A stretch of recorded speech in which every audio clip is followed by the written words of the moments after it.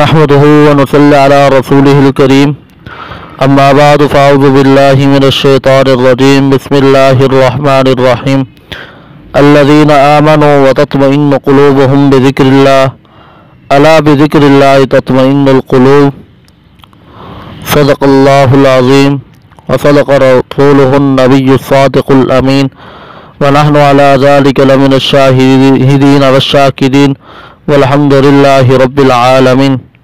انتہائی واجب الاحترام میرے بھائیوں، بزرگوں اور دوستوں، آج کا میرا موضوع دلوں کے سکون کا وظیفہ۔ انسانی بدن کے اندر دل ایک ایسا عضو ہے، انسانی بدن کے اندر دل ایک ایسا عضو ہے جس کی تمام اعضاء پر حکمرانی ہے۔ دل کی چاہت کے بغیر نہ تو زبان بولے گی، نہ ہاتھ پاؤں حرکت کریں گے، نہ آنکھیں دیکھے گی، نہ کان سنیں گے، نہ ہی دماغ سوچے گا۔ پتہ چلا کہ سارا کا سارا دار و مدار دل ہی پر ہے، لہذا علاج بھی سب سے پہلے دل کے ہی کرنا ہوگا۔ امام بخاری رحمۃ اللہ علیہ کی کتاب کے اندر صحیح بخاری شریف کے اندر ایک حدیث منقول ہے۔ حضور پاک صلی اللہ علیہ وسلم کا ارشاد ہے، آپ صلی اللہ علیہ وسلم نے ارشاد فرمایا، بلا شبہ جسم میں ایک گوشت کا ایک لوتھڑا ہے، اگر وہ اچھا رہا تو سارا وجود اچھا رہے گا، اگر وہ بگڑ جائے گا تو سارے کا سارا وجود بگڑ جائے گا، خبردار وہ دل ہے۔ میرے دوستو، اس بات سے ثابت ہو گیا ہے کہ نفس انسانی کی اصلاح کا مدار دل کی اصلاح پر ہے۔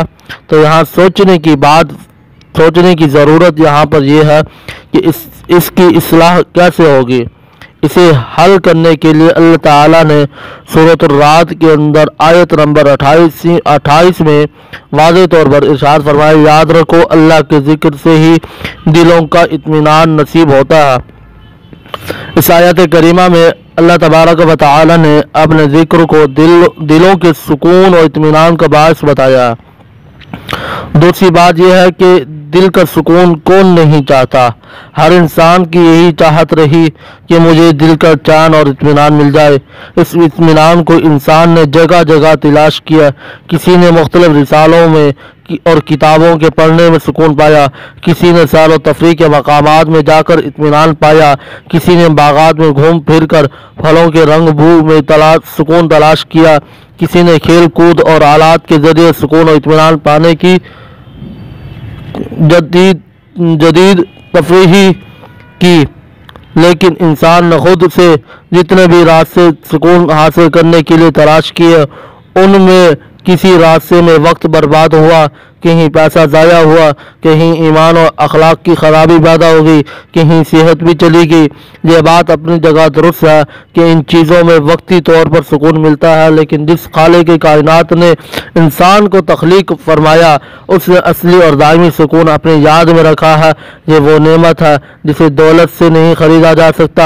اس نعمت کو حاصل کرنے کا واحد راستہ اور آسان طریقہ اللہ سے تعلق قائم کرنا اور اس کی یاد میں دل میں بسا لینا ہے۔ یہ ایک ایسا قطعی اور یقینی نسخہ ہے، خواہ وہ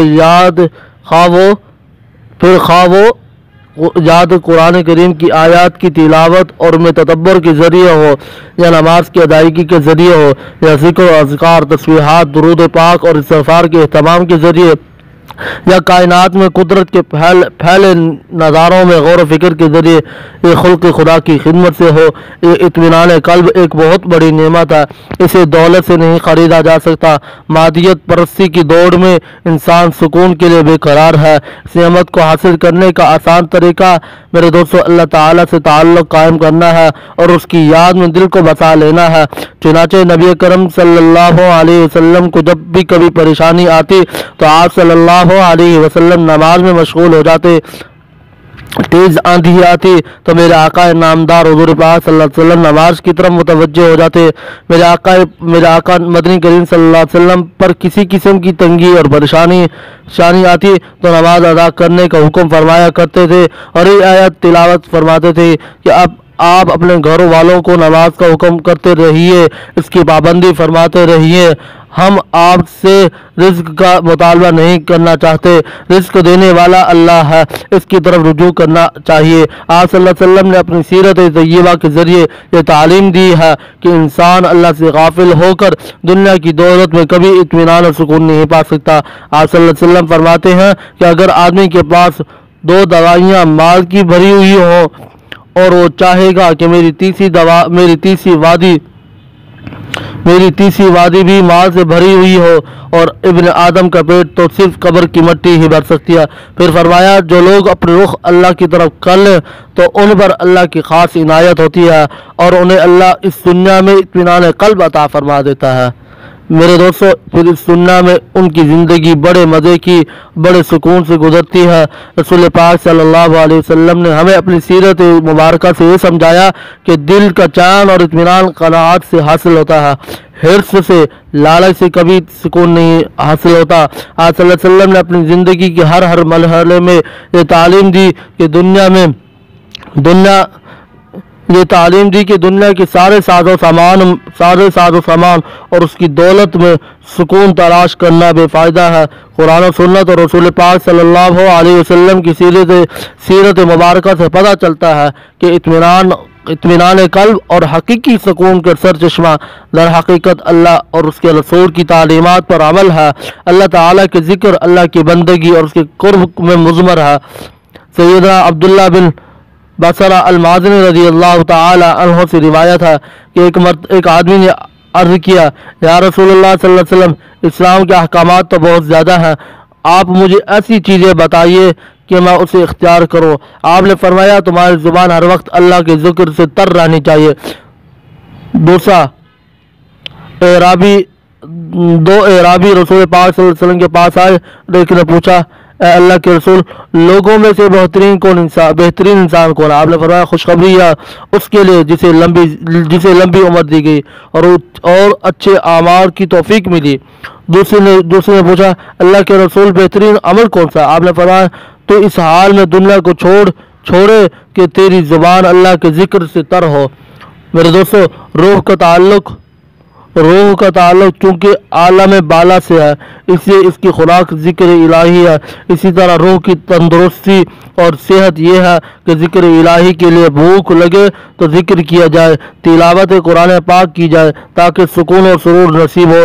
جیسے جسم کو بار بار کھانے کی ضرورت اور شوق پیدا ہوتا ہے، جب پہلا کھانا ہضم ہو جائے تو پھر بھوک لگنے لگے گی تو کھانا کھاتے ہیں تاکہ جسم کا نظام قائم و دائم رہے۔ اسی طرح صحت روحانی بحال ہو تو بار بار ذکر الہی کرنے کا شوق ذوق پیدا ہوتا ہے اور ہر 2-3 گھنٹے بعد یاد الہی کی جاتی ہے، جن نماز ادا کی جاتی ہے۔ یہ روح کی خوراک ہے۔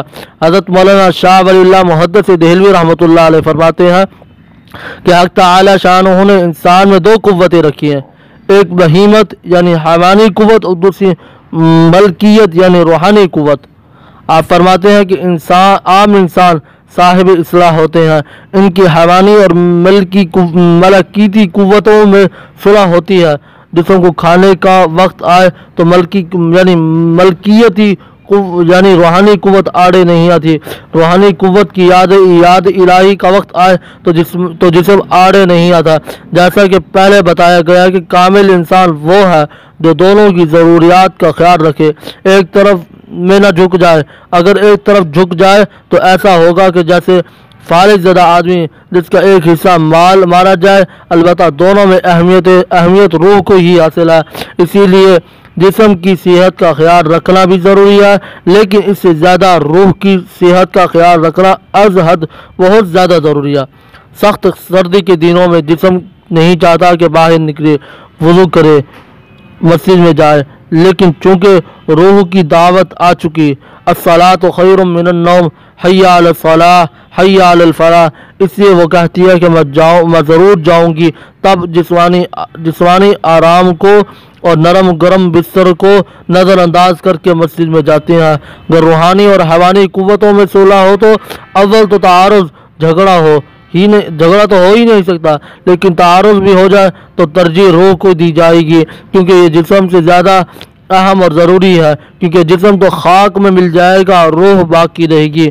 امام الاولیاء حضرت مولانا अहमद अली लाहौरी रहमतुल्लाह अलैह फरमाते हैं कि लोगों पर ज़रूरियात जिस्मानी का क्लोरोफारम यानी बेहोशी इतनी छाई हुई कि मदहोश है और इस मदहोशी में रूह की सेहत का कोई ख्याल नहीं रखते। खुदा के ख़ास बंदे इस मदहोशी को दूर करते हैं। जब लोग मदहोशी से बेदार होते हैं तब उन्हें समझ आती है कि जब तक तालीम इलाही और सुन्नत नबवी का नूर न मिले बेदारी पैदा नहीं होती। आँख तब खुलेगी जब कब्र में जाएंगे। अब आखिर में एक अहादीस मुबारका जिक्र करूँगा।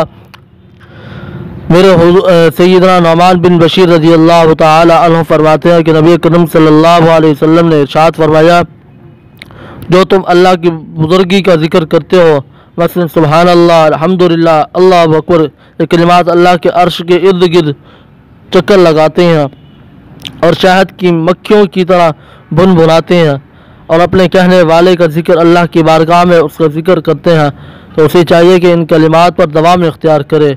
सैयदना अबू हुरैरा रज़ी अल्लाह ताला अन्हु फरमाते हैं कि जो शख्स सुबहान अल्लाह व बिहम्दिही दिन में 100 बार कहे उसके गुनाह माफ़ कर दिए जाते हैं, अगरचे समंदर की झाग के बराबर ही क्यों ना हो।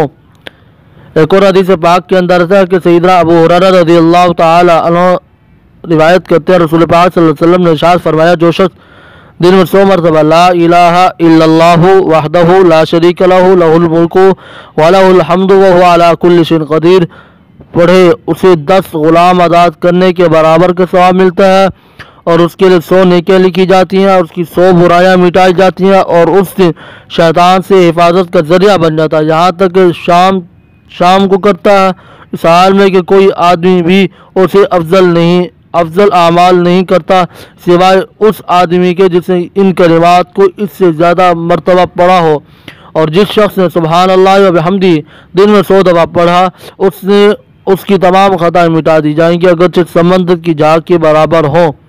एक और हदीस पाक के अंदर आता है कि सैयदना अबू हुरैरा रज़ी अल्लाह ताला अन्हु से रिवायत है कि रसूल पाक सल्लल्लाहु अलैहि वसल्लम ने इरशाद फरमाया, सुबहान अल्लाहि वल्हम्दुलिल्लाहि वला इलाहा इल्लल्लाहु वल्लाहु अकबर कहना मेरे नज़दीक हर उस चीज़ से महबूब है जिस पर सूरज तुलू होता है। मेरे दोस्तों और मेरे भाइयों, हम अपने रब की तमाम तर इनायतों के बावजूद आज हम मुसलमानों की अक्सरियत अल्लाह की ज़िक्र से, नमाज व कुरान से दूर हैं। आज हम मुसलमानों की अक्सरियत अपने रब को भुला बैठी है। अल्लाह से गफलत की वजह से अल्लाह ने हमको ऐसा कर दिया कि वो अपने आप को ही भूल गए, अपने शर्फ, अपने एजाज़ को भूल गए, जिसके बारे में अल्लाह ने हमें पहले ही खबरदार कर दिया था। कुरान कहता वला तकूनु कल्लज़ीना नसुल्लाह फअनसाहुम अनफुसहुम, और उन लोगों जैसा ना होना जिन्होंने अल्लाह को भुला दिया, तो अल्लाह ने भी ऐसा ही कर दिया कि वो अपने रब ही को भूल गए। यही नाफरमान है। अल्लाह तबारक व तआला से दुआ कि अल्लाह पाक हमें हर वक्त अपना ज़िक्र करने की तौफीक अता फरमाए और 5 वक्त की बाजमात नमाज अदा करने की तौफीक अता फरमाए। अक़ूलु क़ौली हाज़ा व मा अलैना इल्लल बलागुल मुबीन।